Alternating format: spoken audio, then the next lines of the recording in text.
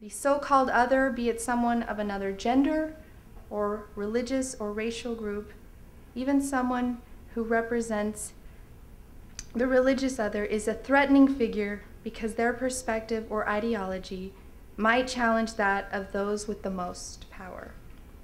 Patriarchy has then granted some permission to claim hegemony over others, decreeing that their interpretation of their tradition or their notion of gender roles is both normative and God-ordained.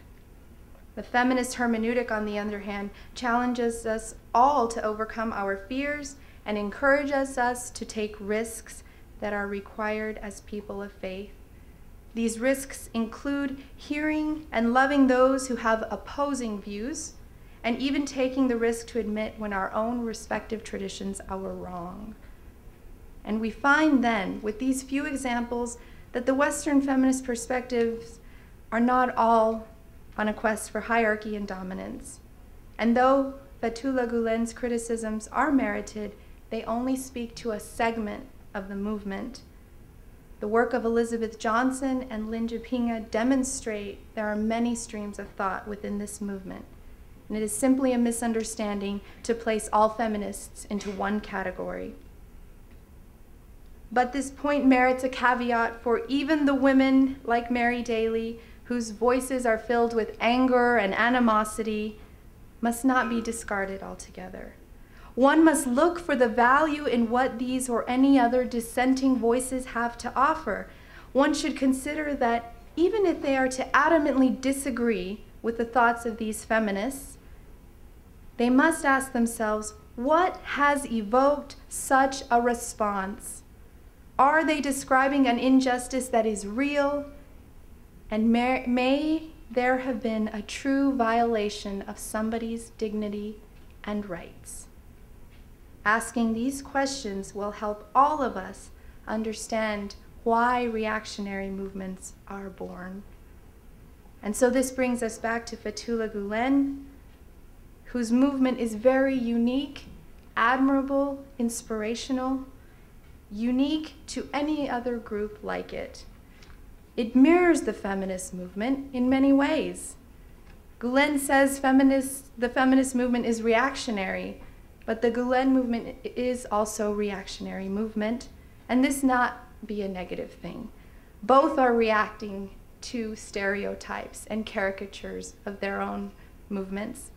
Gulen and his movement have had to respond to caricatures of Muslims that do not indicate the true spirit of Islam, especially with respect to caricatures that are perpetuated in the media of terrorists and so on. Gulen's movement and his emphasis on universal values mirror the principles and ideological perspectives of the Western feminists named in this paper. They look beyond dogmatism and emphasize a religious community's willingness to serve God by demonstrating compassion, love, and moral behavior as well. And another commonality is the embracing of interfaith dialogue and a broader understanding of God's revelation to humanity. And so there is not only an emphasis on universal values, but on a certain care and attention towards justice and an orientation towards piety and love and respect for God. All of these can be found within both movements.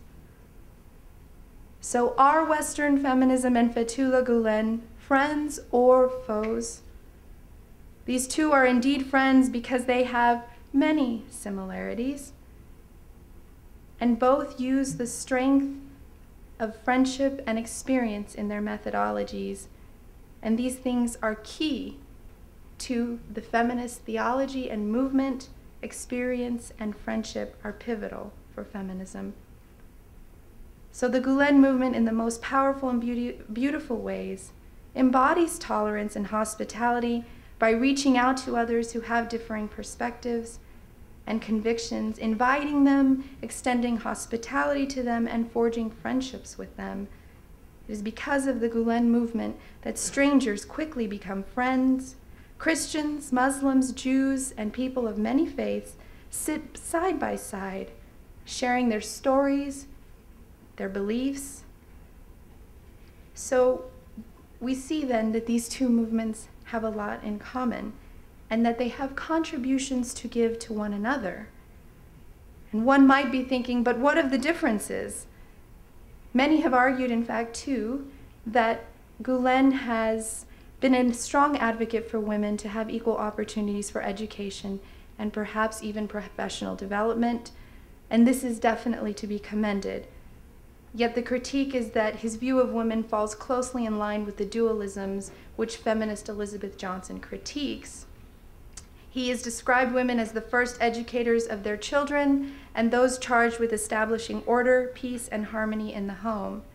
His statement has both an implicit and explicit expectation that a woman fit a certain role, while the man is then to fall into the role of one who is intrinsically suited to leadership, who displays authority, intelligence, and a less emotional personality.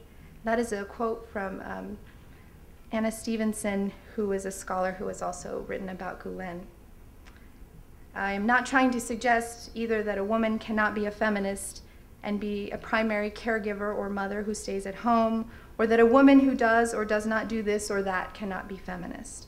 The crucial point here is that a woman feels she has the right to choose for herself what she does and does not do, and that she should have the right to do what she pleases within her tradition as well. Such choices might include being a leader, a mother who chooses to stay at home, or a mother who works while her husband stays at home. Regardless of the role, a woman should not feel she is unfaithful to God or her respective tradition. In fact, any supposed reversal of roles should not be an indication that one has strayed from their faith, especially if we are to heed what Gulen has described as the ideal Muslim, the ideal believer. Gulen says, is a person of safety and trust that Muslims can rely on without doubt or suspicion.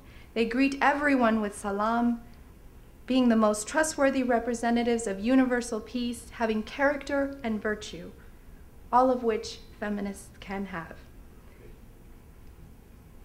Okay, sorry. There's one thing to say, that these two can be friends because friends can disagree as long as they do so with the spirit of salam.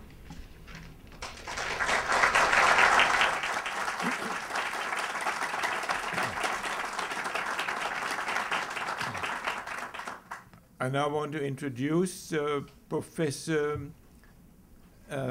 James Puglisi, who will speak to us on Fethullah Gulen and Father Basil Moreau.